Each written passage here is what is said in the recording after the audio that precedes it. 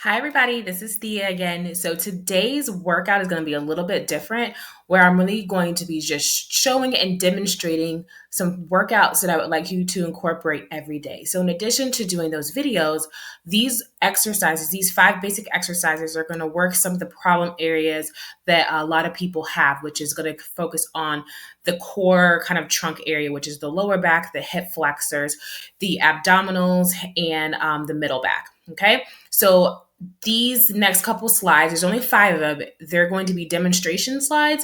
I'm going to walk you through how to properly do those. And this is going to be a great video that you can replay and do those exercises again and again and again. Okay.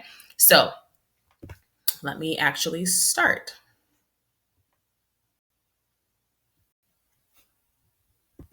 So the glute bridge. So some of these or most of these are actually going to be done either on the floor. If you do not, if you can't make it onto the floor, that's fine. These can be done on a couch and or on your bed. So you do not have to try and get on and off the floor. These can definitely be done on a softer surface like a couch or your bed.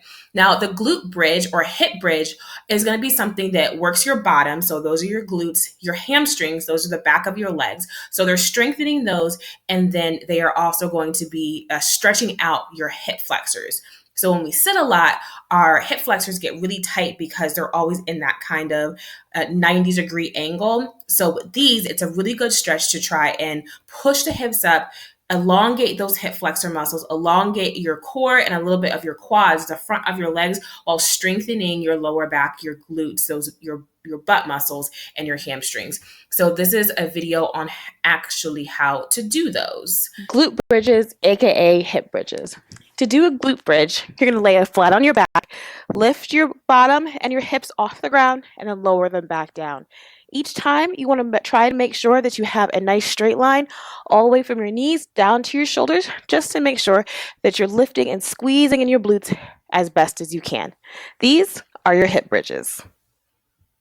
All right, so each of these exercises, you're going to try and do them 12 to 15 times. I want you to try and get over the amount of 10, even if you need to take a break between all of those. So if you need to do six and then another six, that's fine, but try and do 12 to 15 of those. Again, you don't have to get down to the ground. You can do those in your bed or something.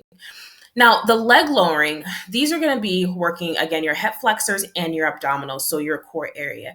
And the core or our trunk is really kind of like the powerhouse that helps everything move. So we really want to make sure that our core is very, very solid, very tight, and everything moves in alignment. So while it's great to work our legs and shoulders and biceps and everything, really having a nice strong core is a foundation that's going to help or prevent a lot of movement. So your leg lowering drill is a good exercise to try and work your core. Leg lowering drill. These are a core exercise where you're on your back, hands are either behind your bottom or behind your head. Feet are straight up towards the ceiling. You let one leg go down and pick it back up. Legs stay straight the whole time. Feet are never touching the ground as they come down and back up. Use each side of your core to pick the leg back up towards the ceiling. And those are your leg lowerings.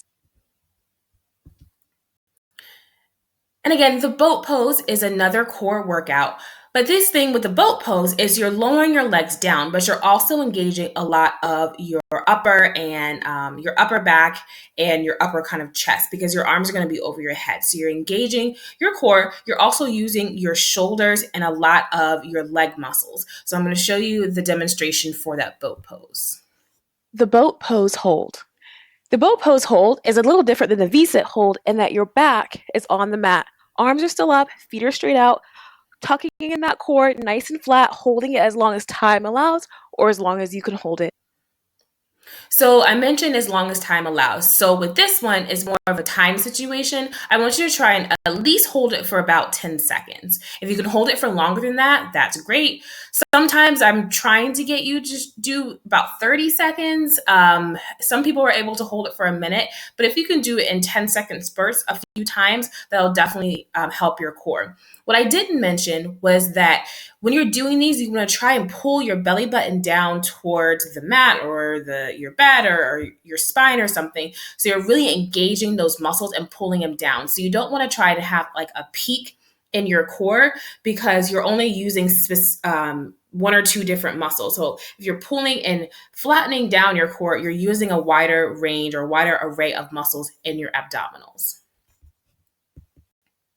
Now, the side plank is one of the more difficult ones, and I'm showing again on the ground. So if you can get on the ground, that's fine. If not, then you can definitely do these on a bed or on the couch. I'm showing two different modifications to the side plank, and these work your obliques. So again, your core is consistent of those abdominals in the front, your obliques that are on the side, and your kind of, it's called the erector spinae, and your lats that are wrapped around your body. And your erector spinae is that lower back area that's really small and it doesn't get a lot of attention. So these are working your obliques. Now, when you're doing these, especially if you're on a softer surface, really just kind of pushing your hips off the ground or off the surface and pulling them and placing them back down can work and will work your obliques. You don't have to do the crunch that I'm going to be doing in this video. It's not necessary. Holding that side plank will work those obliques just fine. And if that's where you feel comfortable, you can just stay there, hold it for about 10 seconds, and then come back down. Side plank crunches. Your side crunches are going to be in your side plank first. You can either do these on your elbow or in your high plank. If you come into a side plank on your elbow, you're going to reach a knee for the elbow and then take it back. If this is too advanced for you, you can drop one knee and then do the same thing.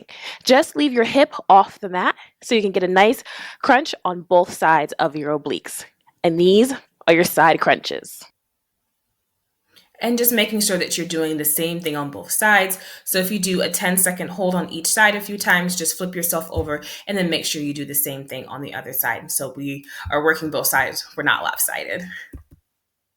And the last one is an overhead squat. So this does require that you get up and stand up.